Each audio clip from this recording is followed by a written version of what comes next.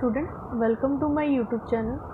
So next topic of S block element is chemical properties of alkali metals. जो alkali metals होती हैं वो highly reactive in nature होती हैं. highly reactive इसलिए होती हैं क्योंकि इनकी low ionization enthalpy होने की वजह से ये easily इलेक्ट्रॉन डोनेट कर देती हैं. अगर ये easily इलेक्ट्रॉन डोनेट कर रही हैं तो किसी के भी साथ रिएक्ट कर सकते हैं. लो एंथैल्पी ऑफ एटोमाइजेशन इज़ क्योंकि इनकी ये एनर्जी इसलिए लो होती है, ये सॉफ्ट होती हैं. सॉफ्ट होने की वजह से इजीली ये गैशियस फेस में एग्जिस्ट चली जाती हैं.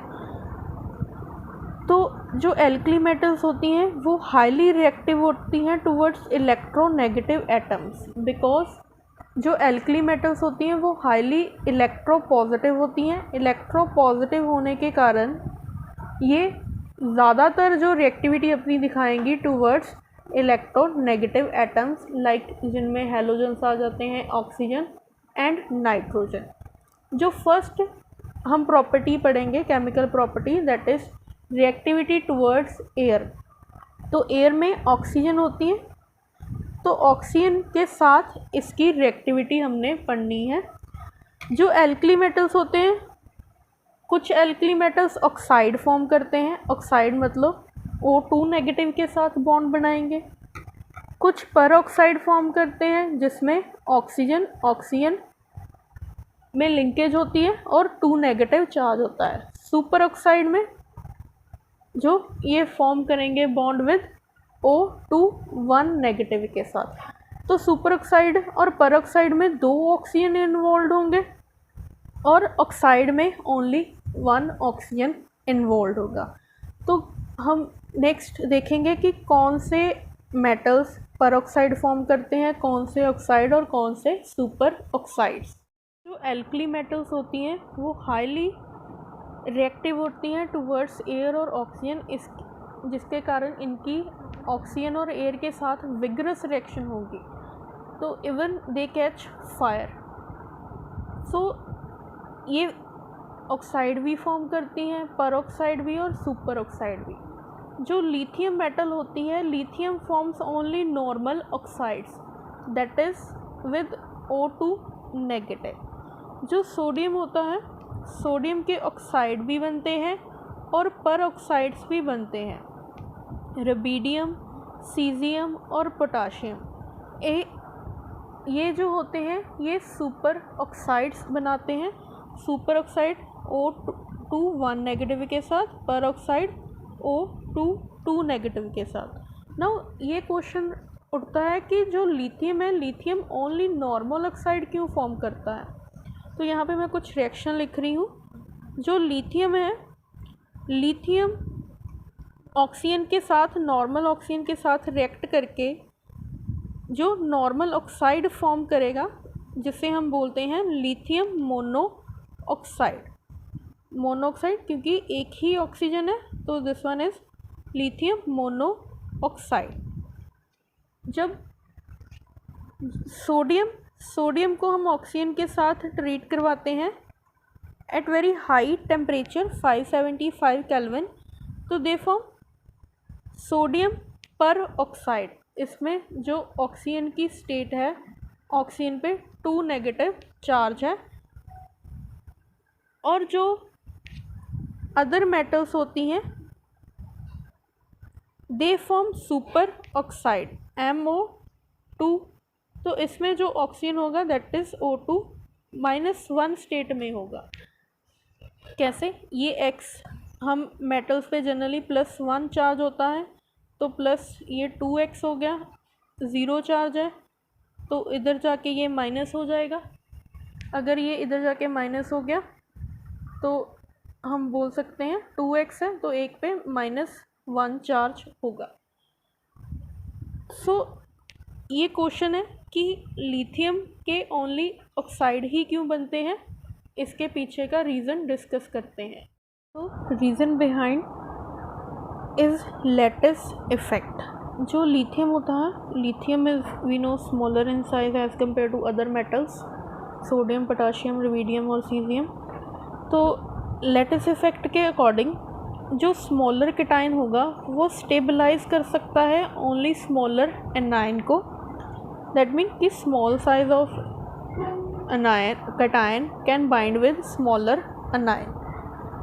सो similarly larger cation stabilised larger anion. जो नॉर्मल ऑक्साइड होते हैं वो स्मॉल इन साइज होते हैं। जो परऑक्साइड है, परऑक्साइड के केस में 2 ऑक्सीजन आ रहे हैं, तो 2 ऑक्सीजन आने के कारण ये इसका साइज़ हम बोल सकते हैं कि एक्सपैंड हो जाएगा। सुपर ऑक्साइड का भी एक्सपैंड हो जाता है। इसलिए जो लिथियम है, लिथियम स्मॉल आयन है, तो स्मॉल होने के कारण इसके अराउंड जो पॉजिटिव फील्ड होगी वो ज़्यादा स्ट्रॉन्ग होगी। तो फील्ड ज़्यादा स्ट्रॉन्ग होने के कारण it can bind with O2 negative. O2 negative के साथ बाइंड करेगा स्ट्रॉन्गली। सो O2 नेगेटिव के साथ स्ट्रॉन्गली बाइंड करेगा। सो अगर ये इसके साथ स्ट्रॉन्गली बाइंड कर रहा है, इसको ज़रूरत नहीं पड़ेगी किसी और ऑक्सीजन के साथ बॉन्ड बनाने की। इसलिए only lithium 2O is form, only lithium oxide is exist, monoxide. But in case of sodium, जो सोडियम होता है, सोडियम का लार्ज साइज़ होने की वजह से इसकी फील्ड थोड़ी स्प्रेड हो जाती है, इतनी फील्ड स्ट्रॉन्ग नहीं रहती, वीकर फील्ड होती है एज़ कम्पेयर टू लिथियम। अगर इसकी वीकर फील्ड है, इसके साथ जो ऑक्सीजन O2 नेगेटिव अटैच होगा वो अपना नेगेटिव चार्ज किसी और पे स्प्रेड करने की कोशिश करेगा, क्योंकि सोडियम का जो पॉजिटिव चार्ज है वो उसे स्टेबलाइज नहीं कर पा रहा। इसलिए वो अपना नेगेटिव चार्ज को स्टेबलाइज करने के लिए अपना एक नेगेटिव दूसरे ऑक्सीजन पे स्प्रेड कर देगा, जिसकी वजह से दे फॉर्म परऑक्साइड। लिथियम का स्मॉल साइज होने के कारण इसकी पॉजिटिव फील्ड ज़्यादा है, जो 2 नेगेटिव को स्टेबलाइज कर रही है। सो लिथियम के ओनली ऑक्साइड एग्जिस्ट करते हैं, जबकि सोडियम एंड अदर मेटल्स के peroxide and superoxide exist करते हैं। तो यही है, field of sodium and other metal weak होती है। Due to weaker field sodium cannot prevent O2 negative to combine with other oxygen atom। That mean कि sodium oxygen को रोक नहीं पाता, ऑक्सीजन अपना नेगेटिव चार्ज दूसरे ऑक्सीजन पे स्प्रेड कर देता है, जिसके कारण इनके बीच में बॉन्ड ऑफ एक फोर्स ऑफ अट्रैक्शन लग जाती है, बॉन्ड फॉर्म हो जाता है। दैट्स वाई जो सोडियम और अदर मेटल्स होती हैं वो परऑक्साइड और सुपर ऑक्साइड बनाती हैं। तो नेक्स्ट हम रिएक्टिविटी करेंगे towards air and moisture. Air and moisture में क्या होगा कि हम जनरली आपने 10th में एक क्वेश्चन पढ़ा होगा, why sodium kept immersed in kerosene oil. क्योंकि सोडियम और ये जो पोटाशियम मेटल्स होती हैं ये हाईली रिएक्टिव होती हैं। हाईली रिएक्टिव होने के कारण जब ये वाटर और एयर के कांटेक्ट में आती है तो इन्हें आग लग जाती है, फायर कैच कर लेते हैं। तो इसलिए इन्हें हम केरोसिन ऑयल में रखते हैं। तो अगर हम इसकी रिएक्टिविटी विद एयर और मॉइस्चर करें तो ये हाईली विग्रस रिएक्शन होगी। तो नेक्स्ट जो हमने केमिकल प्रॉपर्टी पढ़नी है, that is reaction towards water. Next chemical property is reaction towards water. तो next reaction towards water. When alkali metals react with water, they form metal hydroxide and hydrogen gases evolved। जो alkali metals होती हैं वो positive ions बनाती हैं और water के OH negative के साथ बाइंड करके मेटल हाइड्रोक्साइड फॉर्म करती हैं। बट जो लिथियम होता है, lithium reacts very slowly with water because of its smaller size. Smaller size होने के कारण ये वाटर के साथ बहुत स्लो रिएक्शन शो करता है and also due to high hydration energy. तो हाइड्रेशन एनर्जी क्या होगी ये हम नेक्स्ट इसकी केमिकल प्रॉपर्टी जब पढ़ेंगे हाइड्रेशन ऑफ आयंस उसमें डिस्कस करेंगे। जनरली क्या होता है, जब हम किसी मेटल को डिज़ोल्व करते हैं वाटर में, तो जो वाटर के मॉलिक्यूल हैं उसके अराउंड एक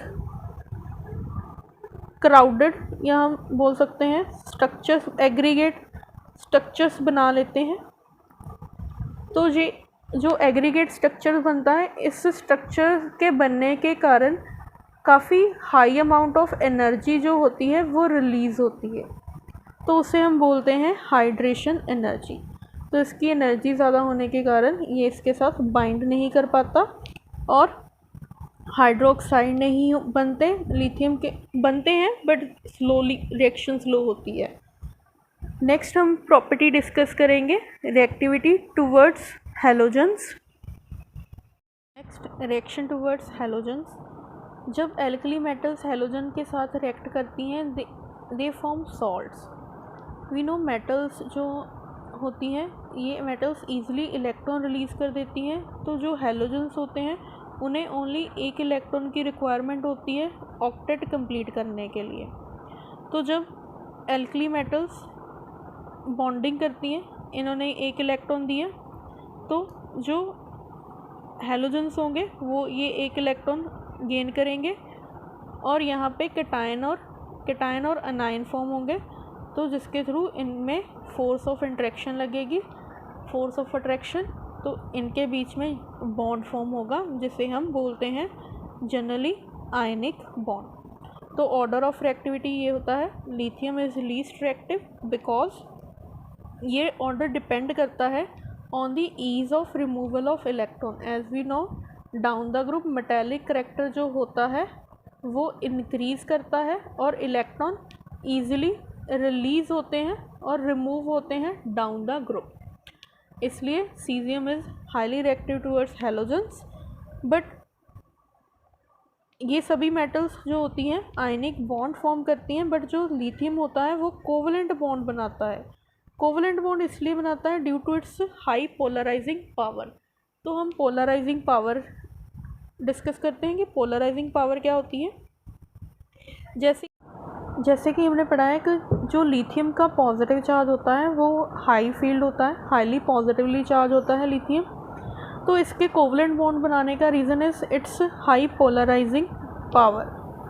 तो पोलराइजिंग पावर पढ़ने से पहले हम पोलराइजेशन पढ़ते हैं कि वो क्या होती है। पोलराइजेशन होती है कि जैसे यहाँ पे हाईली पॉजिटिव इलेक्ट्रॉन क्लाउड है, ये नेगेटिव इलेक्ट्रॉन क्लाउड है, तो इसकी ज़्यादा फील्ड होने की वजह से ये इस क्लाउड को डिस्टॉर्ट कर देता है। डिस्टॉर्ट करने का मतलब इसकी शेप को चेंज कर देगा, जिसकी वजह से ये इलेक्ट्रॉन से एक तरफ ही शिफ्ट हो जाएंगे, सेंटर में नहीं रहेंगे। तो जो लिथियम होगा इसके इलेक्ट्रॉन को अपनी तरफ पुल करेगा।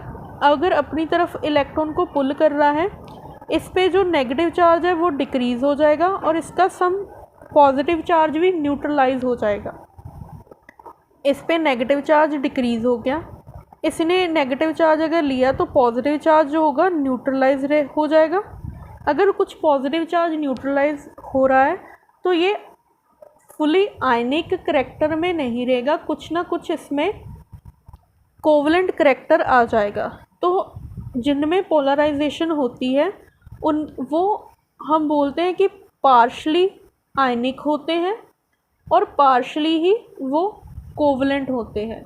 दैट्स वाई जो लिथियम है it form only covalent bond. Covalent bond he generally बनते हैं बिकॉज इसके ऊपर जो चार्ज है वो डिक्रीज़ हो रहा है। चार्ज डिक्रीज़ होने के कारण आयनिक करैक्टर भी डिक्रीज़ हो रहा है। That's why it form only covalent bond. तो ये थी कुछ केमिकल प्रॉपर्टीज़। आगे जो थोड़ी बहुत ही केमिकल प्रॉपर्टीज़ रहेगी that is hydration of ions, reducing nature and reaction with hydrides and reaction with liquid ammonia, वो हम नेक्स्ट लेक्चर में डिस्कस करेंगे। आई होप आपको ये समझ आया होगा। लाइक शेयर सब्सक्राइब करना। Thank you for watching.